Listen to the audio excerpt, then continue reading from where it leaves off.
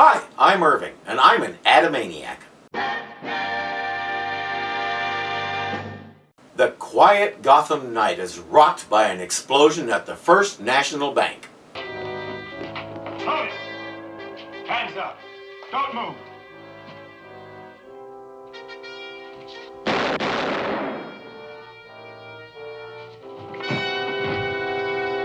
This bandit strikes every April 1st and always takes exactly $100,000. The police haven't turned up a clue in 2 years, surprise, surprise, so they call for Batman. No one to answer the bat phone. Because Bruce Wayne and Dick Grayson, along with Alfred the butler, are on the roof of Wayne Manor, stargazing. How's that, Master Dick? Fine, thanks, Alfred. Wow, the rings of Saturn. This is sure some fun, Bruce. Naturally, Bruce has to be Mr. Buzzkill. Astronomy's more than mere fun, Dick. It is? Yes, it helps give us a sense of proportion. Reminds us how little we are, really. People tend to forget that sometimes. Gosh, yes, that's right. I'll bet I see those rings a little differently this time.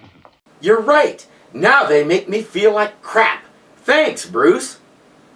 Aunt Harriet comes out to call him for dinner and notices something. Goodness gracious, look up at that cloud. Isn't it odd how it distorts the shape of the bat figure so it looks nothing like what's on the searchlight? Isn't that the famous bat signal? It sure is, Aunt Harriet. Commissioner Gordon must wish the services of the dynamic duo. Mercy alive. Whoever that unknown Batman is, I hope he sees the signal. Ah, great heavens, what a fool I am. Isn't today Wednesday, Alfred? Indeed, sir. Wednesday night, Gotham Town Hall. We have tickets to that lecture on Latin American affairs. Holy Venezuela. Aunt Harriet realizes that Robin says holy this and that all the time and suddenly puts it all together. It dawns on her how much they've been lying to her. She grabs them and bashes their heads together. The bank robber is never caught. Running out on a rib roast for a lecture in politics? Alfred, get ready to catch me. I think I'm going to faint. My pleasure, madam. Hey, Alfred's been wanting to check out Aunt Harriet ever since she got here. At police headquarters, they're trying to figure out why this bandit, who was wearing a bulletproof vest so tough that the bullets didn't even make holes in the clothes covering the vest, always takes exactly that amount and leaves way more than that behind. Glory be. I've got it. It's to pay his income taxes. A loyal taxpayer stooping to criminal methods. Sure, when you put it that way. I fear you're growing cynical, Chief O'Hara. The notion of a faithful taxpayer robbing a bank is clearly ridiculous. Sometimes my job is actually too easy. To try and get a lead, Batman calls the paper and plants a story. Extra, extra! Get your newspaper here. Read about the bandit stole the counterfeit money. Yes, that's what he did, counterfeit money.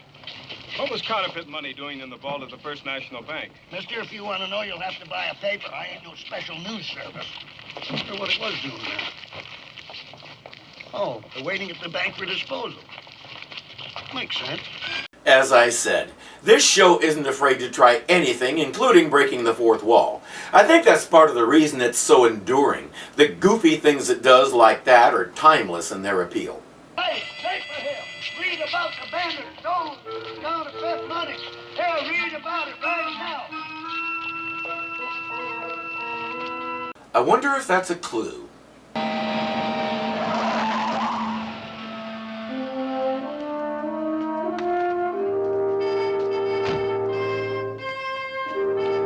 I'm starting to think maybe it could be. In the Batcave, their gadgets reveal that the bullet passed through 13 layers of brightly colored silk and a layer of ambergris. That can only mean one thing. The crook was a lady. Hardly a lady, Robin, but female, yes. Good heavens, a woman? What is the world coming to? Now, Batman and Robin already mentioned Catwoman, who's still in prison. Pretty much every criminal they run into has at least one woman by his side. But Gordon is shocked that a woman could be a criminal. What is the world coming to? Batman and Robin examine the newspaper story. Oh, boy. I'll bet somewhere in Gotham City there's one really shook lady crook. I hope so, Robin. Now to make this planted story sprout. We just need one more metaphor and we get a big discount on our next purchase. Behind a ratty-looking bookstore, we meet the true mastermind, Aval Ekdal. I thought that was Klingon for nice ridges. Sorry to be late, Avo. Counterfeit you bring me. To me, Elector, worthless counterfeit. Look. How could I know, Avo? How could I know, Evo? Zelda the Great, even greater than Houdini. Without the marvelous escape devices which I, Elector, make for you each year, you would be nothing. So he makes the escape devices and she uses them without giving him credit. Stop taunting me. You big brute! I've always paid you well, haven't I? I've even taken up a life of crime to pay your price. Don't I look sincere? See the sadness in my face. The $100 grand each year is to pay him to come up with some great new escape for her to do because audiences are losing interest in her. And apparently without him, she can't get out of a speeding ticket. Even though he believes she brought him counterfeit money, he shows her the new gadget. It's a space-age plastic box, unbreakable of course, that she gets locked into. A deadly colored gas starts coming up from the floor. She can't get out through the grate where the gas is coming in because it's electrified. What's the secret of my getting out? My dear, you don't even get in until I get my money. She seriously did not see that coming. So how's she going to get it? The answer is in the paper. The Star of Samarkand. That fabulous emerald. Exactly. It will be at Stonewind's Jewelry on display one day only. Not quite as convenient as cash, but quite acceptable. What they don't know is that story was also planted. Batman and Robin are on their way right now to set up a fake emerald with a homing beacon inside. At the gallery, the woman who runs the place is too starstruck to do anything but agree with whatever Batman says. So they plant the fake emerald and he shows her across the street where a couple of undercover cops are posing as city workers next to a big tent. Under the tent is the Batmobile. Too bad Zelda already figured out that those guys are cops. Robin running across the street in full costume and disappearing into the tent might have been a slight tip-off.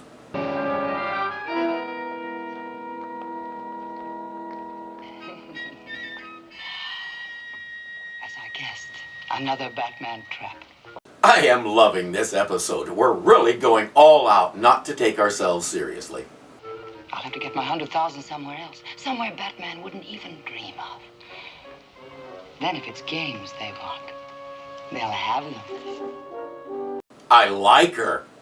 At Wayne Manor, Aunt Harriet gets a call saying Dick has been hit in the head with a batted ball, and Miss Smith, the playground matron, has already sent a special taxi to pick her up and take her to him. Zelda shows up at the gallery and takes the emerald but drops it in the street. As she vanishes, the bat phone in the car rings. Commissioner Gordon has horrible news. Your story about the counterfeit? It's driven the felon to strike again, but not at the Star of Samarkand. She's pulled a kidnap. Who? A certain Mrs. Harriet Cooper. What? Oh, a clever choice of victim, Batman. This Mrs. Cooper is the aunt of young Dick Grayson, who's the ward of millionaire Bruce Wayne. She's the aunt of the ward of the millionaire who lived in the house that Jack built. Great heavens. Has there been a ransom note? That's the worst of it, Batman. We've received a note with instructions for $100,000 to be delivered within 1 hour. 1 hour only. And no one can find Bruce Wayne. Holy backfire, Batman! Holy backfire's right. Aunt Harriet has just 1 hour. What'll it be, splash or salvation? Hold a hopeful breath for Aunt Harriet until tomorrow night. Same bat time, same bat channel. And they finally get it right both in the narration and on the screen for the first time. It only took 9 episodes. Really, I find it hard to believe that this Zelda would actually kill anybody. She's an illusionist who's in a bad spot, not a hardened criminal with no conscience. Avon I'm not so sure about. But I have a feeling if he gave the order to kill Aunt Harriet, Zelda would find some way to make it look like she did while quietly cutting her loose. I could be wrong. We'll find out next time. Until then, I'm Irving and I'm an Adamaniac.